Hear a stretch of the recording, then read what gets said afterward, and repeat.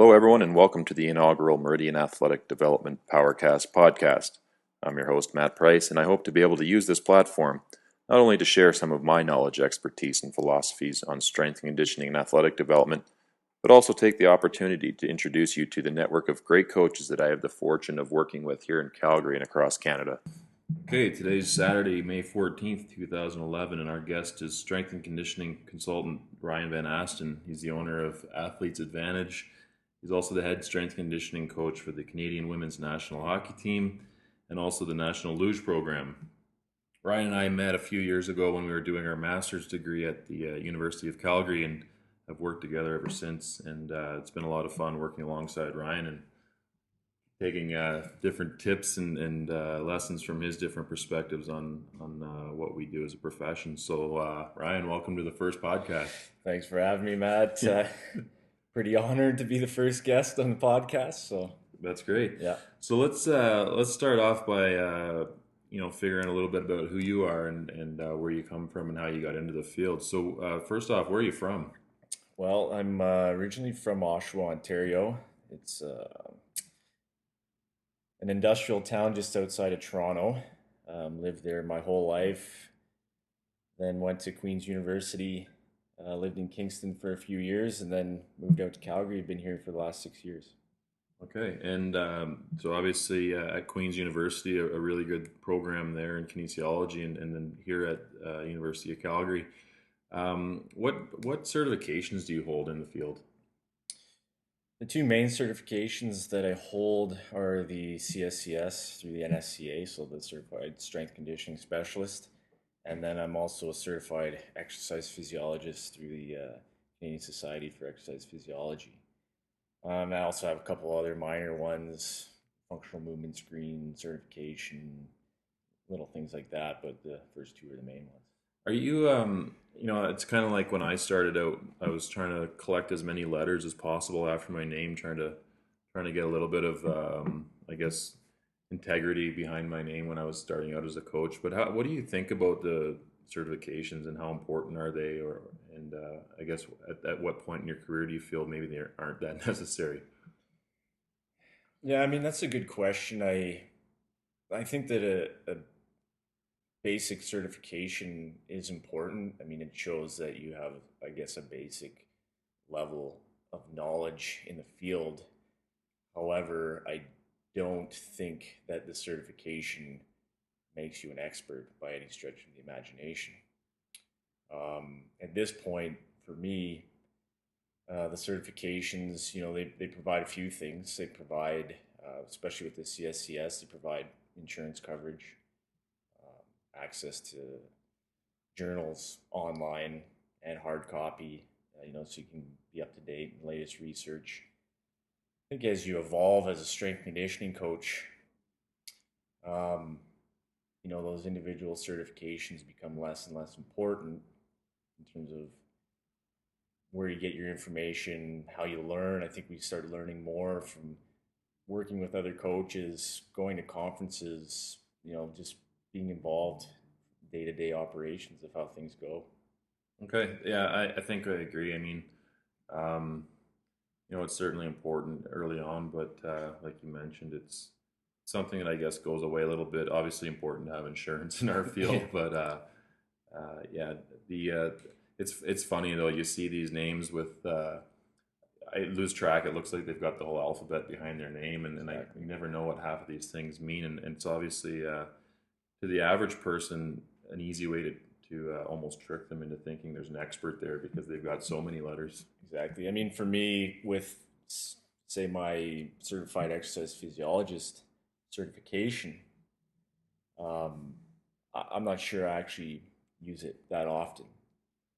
The reason I keep it is because it was a lot of work to get it, and it's easy to keep it. So I just maintain that. Plus, you get insurance from that, plus access to a couple other journals online too. Right.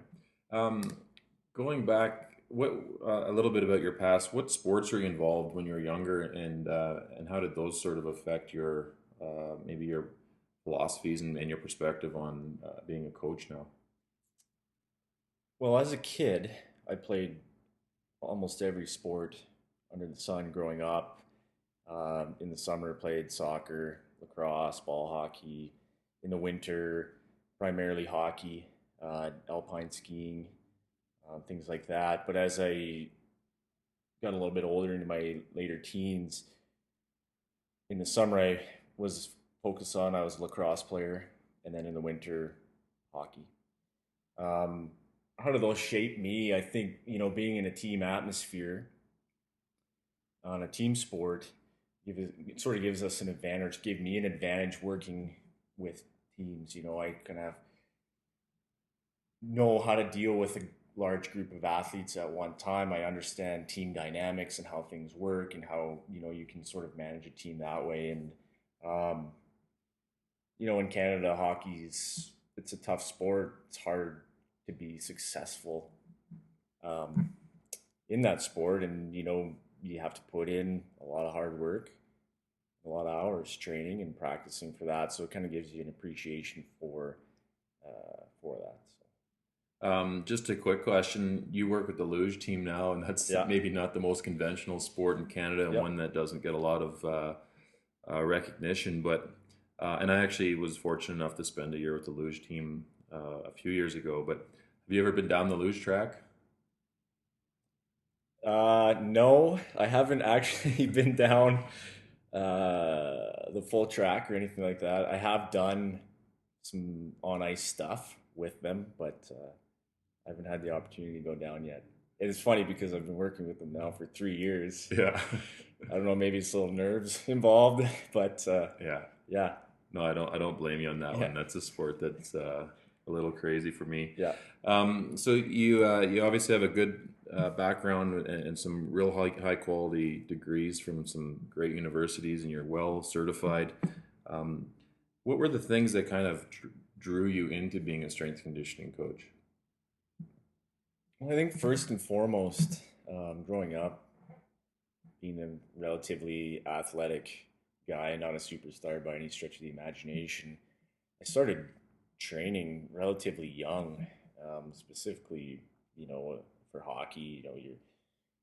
Your dad gets you out there doing push-ups and things like that, or going for runs and jogs and whatever. I didn't really know what I was doing. And then about when I was 15, 16-ish, my brother and I got a membership at Durham College in Oshawa, and started picking up the weights. Had no idea what we were doing, but I loved it from that point on. I don't think I've ever stopped training. Being an athlete myself, going through playing junior hockey and university hockey, it was always part of what I did, and I love sports, and it just kind of guided me that way. And the funny thing is, coming out of high school, I didn't even really know this profession existed. So I went into my first year university, or my first degree, I guess it was, doing a life sciences degree because I knew I was interested in anatomy, physiology, biology, those kind of things, and I didn't know I could actually go through. But as I progressed through, you get exposure to a couple key guys at Queens, um, and then I just kind of that's what I wanted to do. After I finished the life science degree, did the kinesiology thing, and then kind of progressed from there. Um, I know there was points and you've obviously landed yourself at the top of the game here in Canada, and we're both lucky enough to work with the best athletes that our country produces. Was there ever a point in time when you were kind of working towards this type of role where you were kind of second guessing your career decision? I mean, I know that at one point, at many points, riding buses in Ottawa and working long hours and getting paid virtually nothing, that I wondered sometimes what I was doing. Was this even actually a job that was viable? Was there any time where you were kind of second guessing your decisions? 100%. I mean, I came out here to Calgary to do my master's, um, just to try to upgrade the education so I can put myself in a better position to do this. And I mean, you're working at a local gym here in Calgary, trying to make ends meet with paying tuition, rent, everything like that. Um, and then I went down to the States to Athletes Performance, did an internship, unpaid internship. I'm the oldest guy in the facility. All the other guys are first year university. They have no idea what they want to do, and I know this is what I want to do, but reality is, after the 4 month internship, I had no leads. I had nothing. What am I supposed to do? So things start crossing your mind. Should I continue on in school? Should I start doing a PhD? I don't know, right? Fortunately, Canadian Sports Center job opened up and stepped into that. But you know what? It's never easy. I mean, this is not an easy field to get into. Yeah. Especially if you want to, work with the highest level athletes you can. It's you got to put in a lot of hours. I guess you put in the hours in the trenches and that kind of thing. But So who are the people along the path that kind of either supported you in this sort of journey and influenced you, and then maybe they're different people, but who are the people that you looked up to and kind of kept you moving towards that goal? for me, there are two key guys that you know really kind of initially molded my viewpoints on this field. Kind of two key guys that really, okay, this is what I want to do. He's, one of them. The first one is a guy named David Frost. He's currently doing his PhD right now at University of Waterloo with Stuart McGill. This is a guy that when I started my kinesiology degree, we were kind of two old guys, the old guys in the class, and he was, an engineer, come back, want to do kinesiology because he wanted to do biomechanics and that kind of thing. And he just had this ability to see movement that I'd never seen before, or I just worked out, right? Mm-hmm. But he showed me, he kind of shone the light on me, and it's not just about working out, and the movement side of things was huge for me. So Dave Frost is one of them. The second would have been Anthony Slater's, another guy that I went to Queen's University with. Played hockey with him a little bit at Queen's. And then he went down to Athletes Performance. Now I guess he's relatively established there. He's been there for probably 10 years or so now. He wrote my training programs when I was a university athlete. Mm-hmm. And, I went from basically walking into the gym, throwing a bunch of stuff together, wandering around, what should I do next, to, showing me the value of having an established program with progression, things like that. So those are the two key guys for me. Yeah, I think, I've obviously watched you work. We work in the same facility here in Calgary, and, one of your strong points and one of your skills is, some of the things you do around movement, and watching you prepare athletes to move well and mobilize certain joints and train great movement patterns. And obviously, David Frost has been an influence there. That's pretty clear to see in your day-to-day operations. And I guess from this group of people that you've worked around and with, and now you're at this point, just curious, what's your sort of philosophy around strength conditioning as a general guiding principle? What are the things that you feel strongly about? The reality is, my philosophy is quite simple. I'm a relatively no-nonsense guy. I don't buy into gimmicks. I don't buy into any crap like that. My athletes work hard. Everything they do is grounded in science, and it's biomechanically sound. So I guess really boils down to high quality movement and get the most out of the athlete, get them that high quality movement moving as fast as possible and with as heavy loads as possible. Yeah.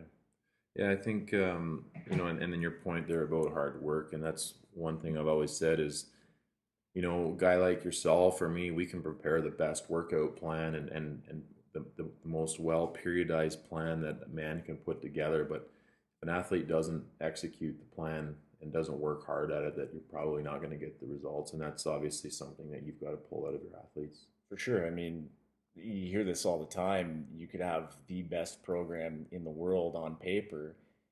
If you don't do it, it's not going to work. You can have a subpar program, and if the athlete puts 120% into everything they do, they're probably going to have pretty good results. And that's part of coaching. I mean, you have to try to get the best out of your athletes. I mean, some athletes are easy. You're going to go into the gym and they're going to do more. You have to reel them in almost sometimes. And then there are the athletes where you have to actually push and motivate. And the way you do that, I guess, really depends on the athlete. Yeah. Right. So you've worked with a lot of different coaches, probably some really high end guys and some up and coming people. And this is one thing I see is that I don't know if it's a natural born talent or if it's something that you develop as a coach, but there's that you see that guy who athletes respond to, and then you see a guy who athletes don't respond to. And that guy that they don't respond to could actually be very well educated, highly qualified, have a great knowledge base, but for some reason athletes don't respond to him. Have you seen that type of thing? Oh, 100%. And, there are tons of guys out there that have the knowledge, the science, everything you could possibly think of, but can't articulate their message to the athletes. And a high level athlete kind of will shut down to that, tune them out, and it's hard to get something out of them. Whereas there's other guys that don't have the education or the credentials or whatever, that get so much out of their athletes. It's all about, the reality is it's about the coaching and the implementation of what you're doing. If you can't get the message across, then it's all for naught. Yeah. So I guess what it comes back to is that really what we do, there's a huge scientific foundation and component to what we do, but ultimately it's kind of it's going to be dictated by the art and the feel of what we do, and how effective that science is going to be actually implemented. Definitely. So underneath your general philosophy, then, what are the areas of interest that you have, primary areas of interest? I know that you've done some work with, for example, vibration, and you've done a lot of movement-based stuff. I'm not trying to lead you on here, but what areas are you really interested in? Well, I mean, the list is infinite. Don't say CrossFit. It's not CrossFit. I mean, yeah, the list is really long for that. I really take pride in the movement quality of my athletes. I think that's extremely important. I mean, you hear it all the time. They have to be able to move effectively. I guess for their own bodies. Sometimes we see people try to fit their athletes into a specific mold. I don't think that's necessarily the best way to go about it, but each athlete has to move efficiently for themselves.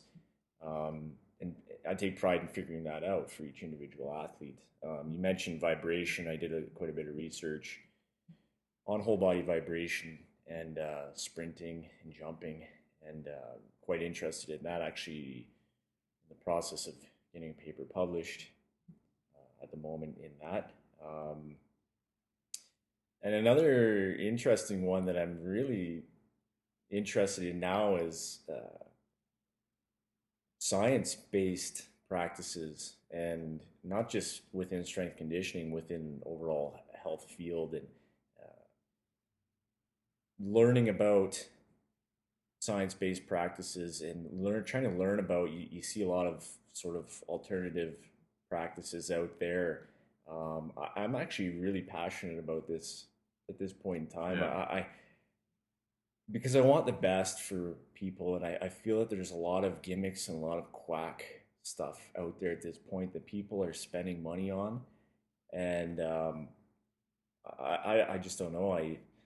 For some reason, that's one thing I'm really interested in right now. Yeah. Is trying to promote the stuff we know works, and promote science, and promote technology. We don't need to go back to stuff that we did 10,000 years ago that is not founded, or there's no scientific basis for doing anything whatsoever. Yeah. No, I agree with your philosophy on science rooted decision making, but Out of curiosity, just a little bit of devil's advocate here. Let's say, obviously, want to make decisions based on sound scientific evidence, but what about advancing Hmm. some of the things that we do? You know, some people will say that the practice is 5 or 10 years ahead of the science. Do you feel that there's still a sort of a secondary perspective on this, that we still need to experiment and try things to help push the field forward? Yeah, 100%. I mean, as you know, in strength conditioning, if you're waiting to for a research paper to be published before you try something, you're probably going to fall behind the pack. Um, However, everything you do, I think, should be justified. Hmm. You should be building off the knowledge we already have in Right, science. right. So you can't just pull something out of thin air and expect it to work, or and hope it doesn't injure your athlete or whatever. Everything should be building off what we currently know. Right. Yeah, that's actually a good point. Um, well, let's move on a little bit. The just out of curiosity, where do you feel the future of this field of strength conditioning is going? I mean, it's a it's a field that is very progressive. It's always pushing new boundaries, and like you said, we're finding out new things on a daily basis. Um, you know, and I'm looking around and I see advancements in technology, advancements in the equipment we have available to train with. I'm just curious, where do you see the field of strength conditioning and sort of athletic performance going over the next maybe 5 or 10 years? Yeah, I mean, for that one, I think there's two sides of it. If you're looking at sort of general population, general public, the way I see the future going is more gimmicks, more just trying to sell. When you look at what we do in terms of high performance athletes, the technology side is huge. I mean, as you know, recently, kind of diving into that technological side a little more, actually having these technologies available on a day-to-day basis. We're talking force plate information, just different things we can use to monitor athletes. I think that's kind of the way to go. Video analysis, all that kind of thing. But I do want to take a step back and bring it back to coaching. I think the reality is, doesn't matter how much technology you have, if you're not a good coach and you don't take pride in that sort of thing, I don't think the technology is worth anything, really. Yeah, If you can't implement what you're seeing with the technology. yeah, and that's obviously paramount. Is like we said before, is to be able to get the athletes to buy in and execute the plan. And you know, force plates and video analysis, these aren't new things. No. They seem to be taking a bit of a resurgence of late, and I don't know if it's because you know, the cost of these devices have come down so much, and now you pick up an iPad or an iPhone, and you've got sort of access to different diagnostics that you can use in the weight room. And but I think you make a great point that ultimately you can have, again, the greatest program and all the tools available, but if you can't coach, Yeah. it's probably going to be pretty useless. Yeah, but I do think the technology side of things is going to be pretty exciting. Probably sooner than we think. And just the way technology is moving right now, it's moving at an exponential rate. I mean, the things that we will be able to do in 5 years, we probably can't even comprehend at this point. But you're talking about the iPads and the iPhones. Every single one of our athletes is on their iPhone, you know, 22 hours a day.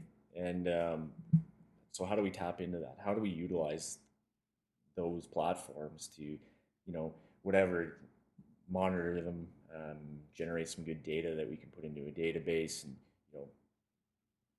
how can we use those to our advantage to make their training better? Yeah, no, that's definitely an area. I think you know, talking with Jonathan Tremblay in Montreal a few weeks ago, and working with Matt Jordan, obviously, that there's a lot of interest around social networking and using that. I mean, most athletes, almost virtually, actually most people are on some sort of social network, whether it's Facebook or Twitter, and that there's probably a point in time where we're actually using those platforms to communicate with athletes or to communicate programs or data collection, like you said. So yeah, certainly there's some probably some areas that we never thought we'd be going with Yeah. this, but I think it's coming, and I don't think we can fight it. You can't fight it. You have to embrace it. Yeah. And I think it's just going to make what we do not only better, more effective, but it's going to make our jobs not necessarily easier, but it will allow us to be more effective in what we do for sure. Yeah. Okay, moving on again. On a lighter note, what you've been at this for a number of years now, and I'm just curious, what's been the highlight in your career? You've obviously had a few cool things happen, but I'm curious, what is the actual highlight? Well, I mean, it's hard to compete with, winning a gold medal at the Olympics last year with the national women's hockey team. I mean, that's obviously the highlight of my career to this point. And then even last year with one of our luge athletes, Alex Goff, she, I think in total had 5 medals, a bronze medal at the World Championship, and the first gold medal that Canada's ever won. I almost take more pride in that than what the hockey team did because, luge, Canada's not a luge powerhouse. Yeah. And slowly but surely we're getting up there, and this is the first time we've ever had an athlete that's consistently on the podium. Obviously, that has a lot to do with other factors and not just what I'm doing. I'm a very small piece of that puzzle, but I still, do take pride in that kind of thing. Yeah, I kind of suspected the luge results might be up there now after last season. And just to put things in perspective is, and you can correct me if I'm wrong, and certainly listeners can Google this because I know it's hard to lie nowadays. But prior to last season in those results that Alex had, I think Canada as a nation, men or women, had only ever had one World Cup medal before. Two silvers, I think. The neat thing is the Germans are the powerhouse in luge. Yeah. And their women had won 105 consecutive World Cup gold medals. Wow. And Alex was the first one to break that. Right. So that was pretty cool. So the one to stop him was a Canadian, and we take a lot of pride in that. Yeah, that's great. And obviously, a little side note, I think, again, correct me if I'm wrong, was that not at the new track in Russia where the Sochi Olympics will be raced on? No, it was in Russia. Okay. They have another track in a place called Paramanova. The Sochi track will be open in February this year. Okay. But I think the two tracks are going to be similar. The Sochi track, I may be mistaken on this, but is going to play to our advantage. It's a similar track to Whistler. It's a similar track to Torino, and we do very well on those two tracks. Okay. Yeah. So hopefully we have a good chance in Sochi. Well, I mean, we have as good a chance as anybody in that sport for sure. I mean, if Alex continues to progress, not only Alex, I mean, we have Sam Edney, who's no slouch. I mean, at the Vancouver Games, he placed 7th, was the highest placing ever for a Canadian at the Olympics. And 2 young doubles guys coming up. I mean, they're both 19 years old, but they've last season cracked top 10 a few times. And, in a couple of years with a little more maturity, who knows, Yeah. I mean, they just keep getting better every year. So Yeah, well, that's good. You've got a few years to build them up for that big event, Exactly. And hopefully we can score ourselves a luge medal. I guess just the last question here for you is, if we've got some young guys or girls listening that are thinking about getting into the field, or even some coaches that are listening, but I'm just curious if you have any advice for, for example, a 3rd or 4th year kinesiology student that's kind of staring down this potential career path, if you've got any good bits of advice for them. Yeah, I mean, the best thing they can do is do it. Go find, if their school or they have a strength conditioning program at their school, go to the head strength conditioning coach, volunteer, get as much experience as you possibly can, do an internship. internships are harder to come by in Canada, maybe, but there are a few opportunities in Canada for sure within the sports centers. I'm sure a lot of the universities have them, but that's the thing. Do it. Get as much hands-on experience as you can. Work with as many athletes as you can, because it's like anything. The more you do it, the better you get. The better you're going to be. The more you program, Yeah. the more you fine tune what you're doing. I mean, you start developing your own program, your own philosophy, that kind of thing. But I really think it's just getting out there and putting in the hours. Really. Yeah. Okay. Good advice. All right. So we're going to wrap up with a little fun thing here. And this is either going to be a complete dud or it could end up being a little bit funny. But so before we recorded the show, I asked Ryan for a few pieces of information from from his past, I guess. And strength coaches have to think fast. They're on the floor. They're working with athletes. They've got to adapt. And so what we're going to do here is we're playing the hypothetical exercise game. And so what I'm going to do is Ryan's given me a few pieces of information, things like his dog's name when he was a kid, the street he grew up on, his zodiac sign, and these sorts of things. And so I've got two exercises here that I'm going to throw at Ryan, and he's going to have to explain to me how to do it, what it is, and when you might use it. So our first exercise is the Prowler Scorpio. What is the Prowler Scorpio? Well, that's easy. I mean, you know what the Prowler machine is, right? Well, you basically get one guy sitting on the Prowler. The Scorpion, the warm up exercise. Right. He's doing that. The other guy's pushing it while doing the Scorpion exercise at the same time. So it's kind of neat. You combine a little bit of warm up, mobility, dynamic stuff with some speed, power stuff. So if you can only imagine, try pushing the Prowler with one leg and the other one up around your back, trying to touch your shoulder. Okay, so it's kind of single leg. It's like explosive yoga. Exactly. All right. The next one is not probably as easy as the first one, but explain to us what the Black ABBA is. Right. Well, Black ABBA.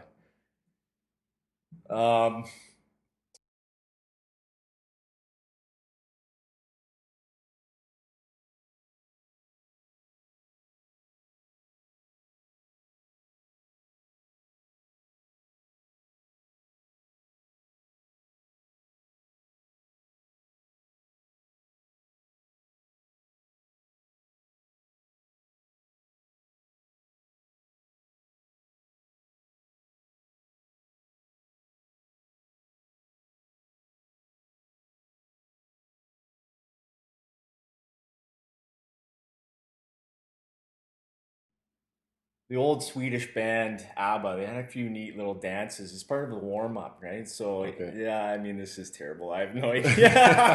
I don't know what. Yeah, I can't give you the answer for that one. Black ABBA. Yeah, I don't know. Okay, I gotta go at it here. We're gonna have it's a dynamic warm up move. Yeah, okay. It's basically it's a repeated karaoke type step. So instead of a full length of the gym, you're gonna go karaoke 1, 2, karaoke, clap the hands back the other way. Okay. Karaoke, clap. It's almost like a grapevine. It's going to resemble a little bit of line dancing. Yeah. Like you said, I think the ABBA influence in there is definitely taking it to a dynamic warm up. So where does the black come into play? Well, you have to do it in the dark. Yeah. So before you do it in the gym, we turn all the lights off. Okay. But what you do is you put like 15 or 20 athletes in a room in the dark, and they have to do the Black ABBA. So they also have to exactly. They don't know where they are. Yeah. There's probably a few head-on-head collisions there. All right. Well, that was fun. I don't think it sucked too bad with the hypothetical exercise game. Obviously, stumped him on the second one. All right. Well, Ryan, obviously you've got a website. It's you want to tell us your website? Yeah, my website is www.athletesadvantage.ca.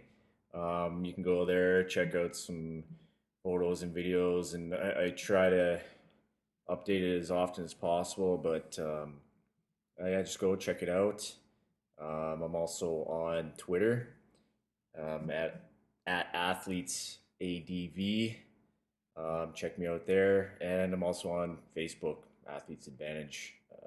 Pretty much try to I don't tweet as much as you, but I try to do it, as much as possible, and it's probably something I should take advantage of a little bit more. But Cool. So we got Ryan. He's at, like you said, athletesadvantage.ca. You can find him at on Twitter at athletesadv.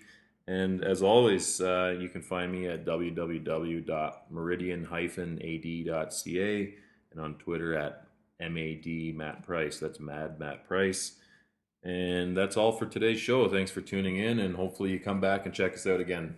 thanks for having me, Matt. I appreciate it. Yeah, thanks, Ryan.